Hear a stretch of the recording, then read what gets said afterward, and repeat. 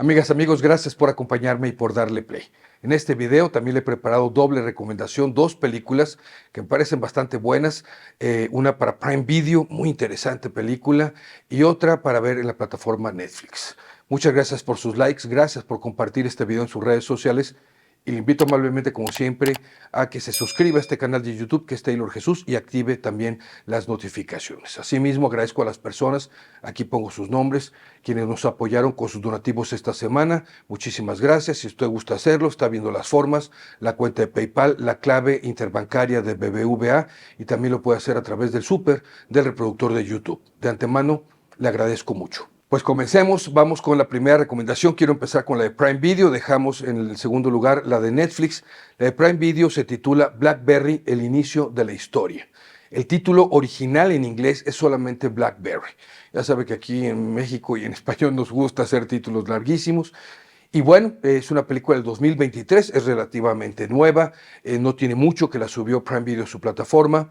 Y me parece una película bien interesante y en efecto se hace referencia a la historia de ese aparato que fue fabuloso, ¿verdad?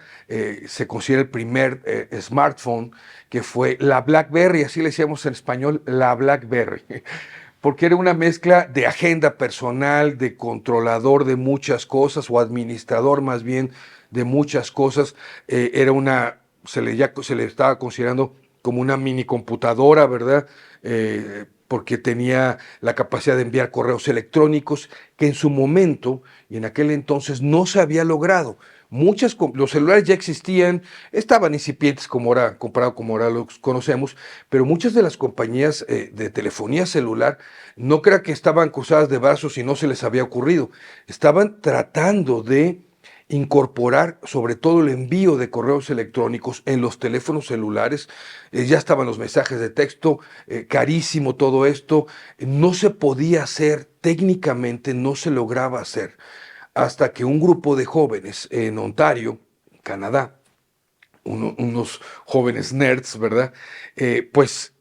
Saben y logran descifrar el cómo hacerlo y ahí empieza la historia. Era dos amigos inicialmente, o dos amigos principalmente, con otros cuates ahí, nerdos que les gustaban los videojuegos y las cosas muy sencillas, ¿verdad?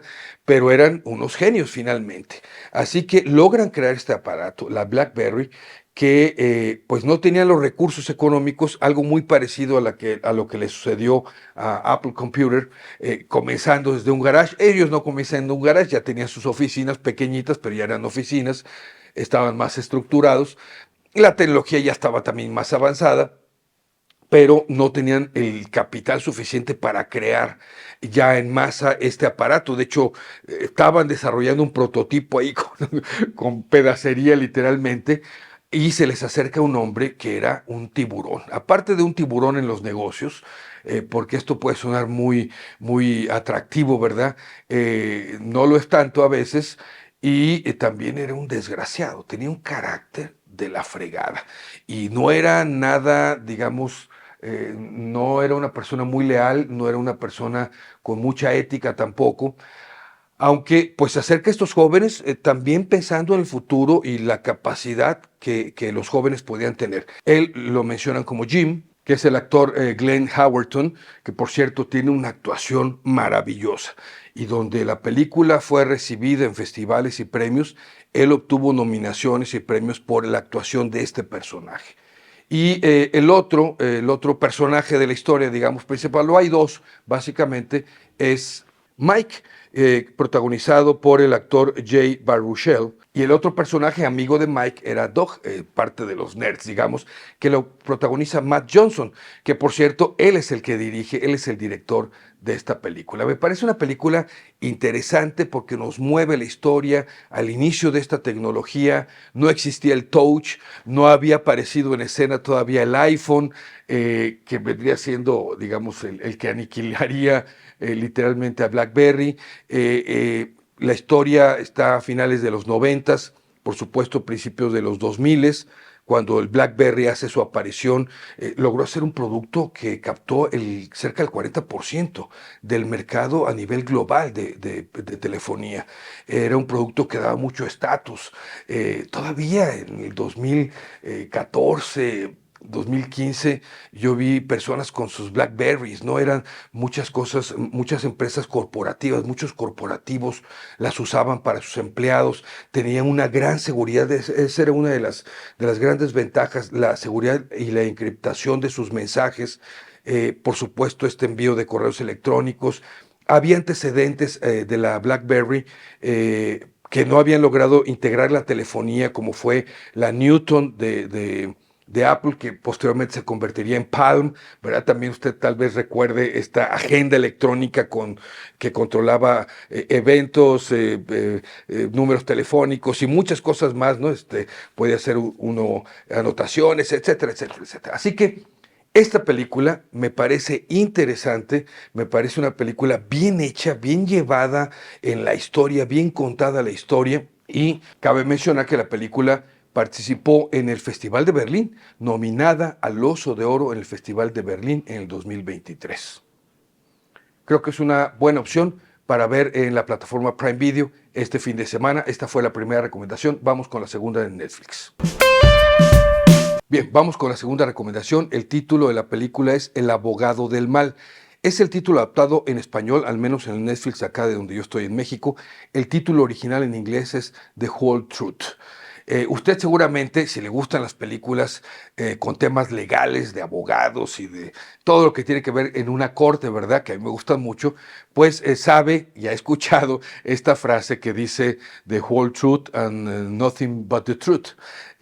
Cuando hacen a alguien jurar, ¿verdad?, con la mano en la Biblia, que está en una declaración, en una corte, y lo van a interrogar en esa declaración, le dicen, bueno, pues juras decir la verdad y solamente y nada más que la verdad. Y esa es la frase. No confundir esta película, porque como se llama en español aquí El abogado del mal, no confundirla con otra película que se llamaba El abogado, que se llama El abogado del diablo, que también participa el mismo actor, que es Keanu Reeves.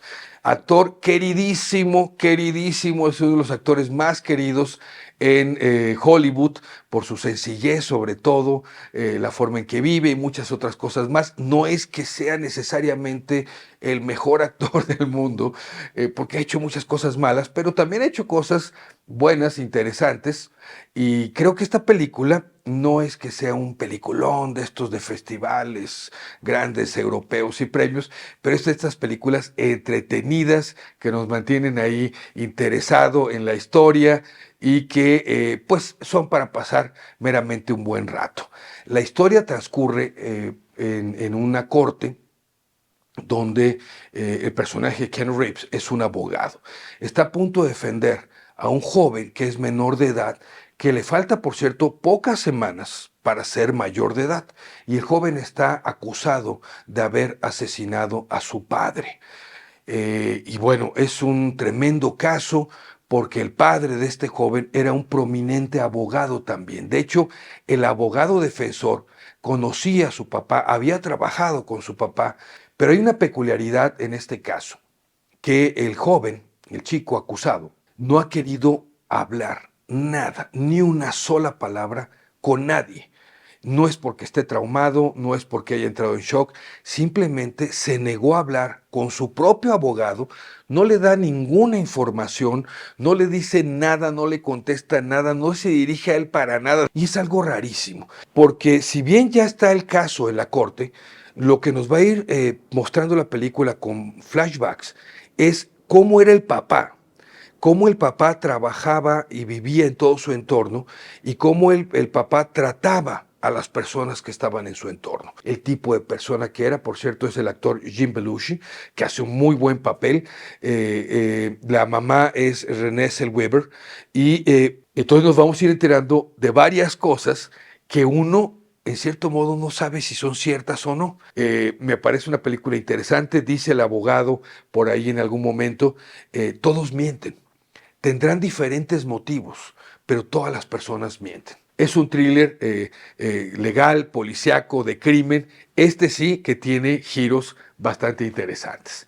Esta es la segunda recomendación que le preparé para ver en la plataforma Netflix. Soy Jesús Taylor, aquí le pongo mis redes sociales. Muchas gracias por escribirme en ellas y ya sabe lo que les deseo, que tenga buen cine y buenas palomitas. Nos vemos en la próxima emisión. Hasta pronto.